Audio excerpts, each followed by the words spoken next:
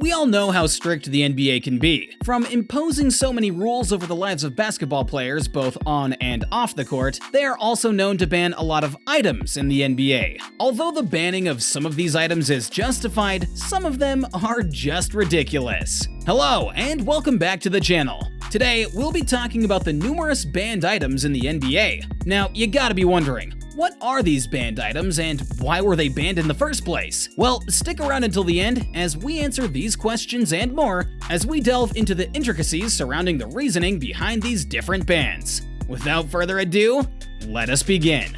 First up, we have uniform alterations. No surprises here. Uniform policies are in every sport. But did you know that an NBA player can be suspended for the smallest change to his uniform? The NBA's uniform regulation is tight to prevent cheating and protect the sport's reputation. Several players have been fined or banned for breaking these rules, including wearing extra long shorts and wearing headbands in unexpected ways. Even the smallest change can result in a fine for these players. Next up, we have sticky and grippy devices. Well, again, unsurprisingly, the NBA has banned the use of sticky and excessive grip aids to provide a level playing field and prevent any unfair advantage. This is because of the fact that these substances can improve a player's grip on the ball and could change the course of the game. And obviously, the league's goal is to keep playing conditions uniform so that skill and strategy may shine through. So these devices and items are a no-go.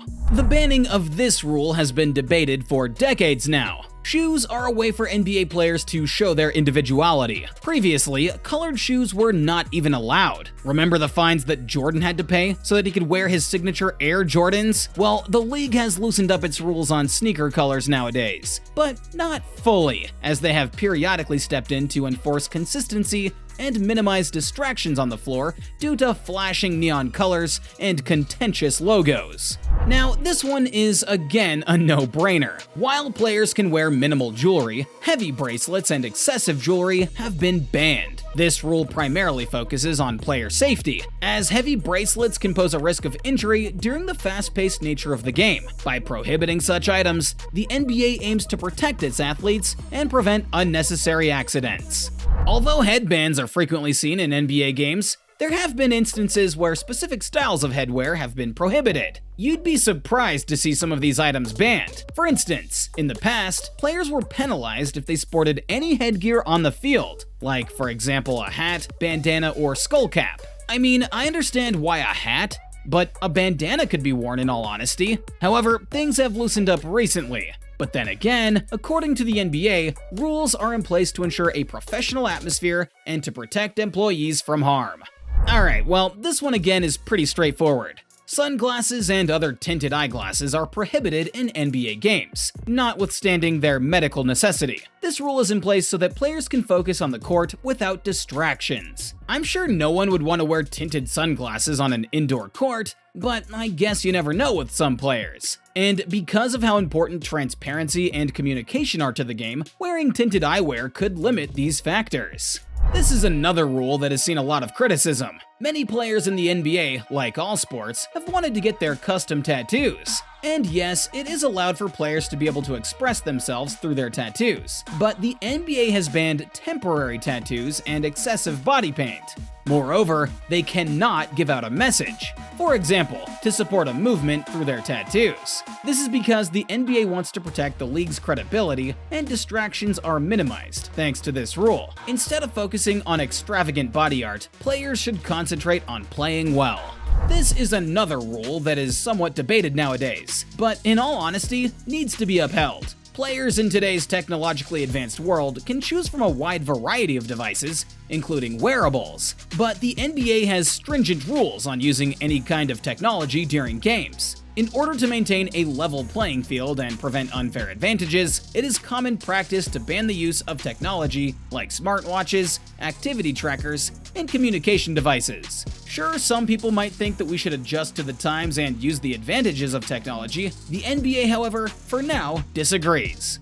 This one is pretty weird if you ask me. Protective mouthpieces are mandatory for NBA players, but only those specifically approved by the league can be used. Yeah, you heard that right. This guarantees that the mouthguards are safe and up to par with industry requirements. Customized or unofficial mouthguards may not provide the necessary level of protection, hence they are prohibited.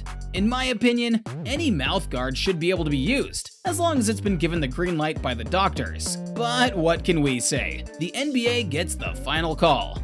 Last but not least, we have miscellaneous bans. There are a few odd and unexpected items that have faced bans in the NBA. From excessive use of chalk before games to certain pre-game rituals, the league has occasionally stepped in to maintain order and minimize potential disruptions on and off the court. If I start talking about these small bans, we'll go beyond the scope of this video. However, I will tell you, even if some of these bans might seem uncalled for, all of them have a valid reason behind them. So I guess the ban is justified in most cases. In the end, I would just like to say that even though some of you might say that the banning of some of these items is too harsh and that the NBA should loosen up a little, in my opinion, however, it is these bans and rules that have enabled the NBA to become one of the biggest stages in the world of basketball. Even if these bans might seem harsh, every one of them has a purpose and results in more uniformity and elegance in the league. None of them is unnecessary or irrelevant. To be honest, if it weren't for these rules and regulations, the NBA wouldn't have been able to raise the reputation for basketball as they have over the years. Hey, thanks for taking the time to watch our video. We hope you enjoyed it as much as we enjoyed making it. Don't forget to hit that subscribe button so you never miss a new video from us. If you did enjoy the video, give it a like and leave us a comment down below. And if you have any suggestions or requests, let us know in the comments. Thanks again for watching NBA Moneyball. We'll see you in the next one.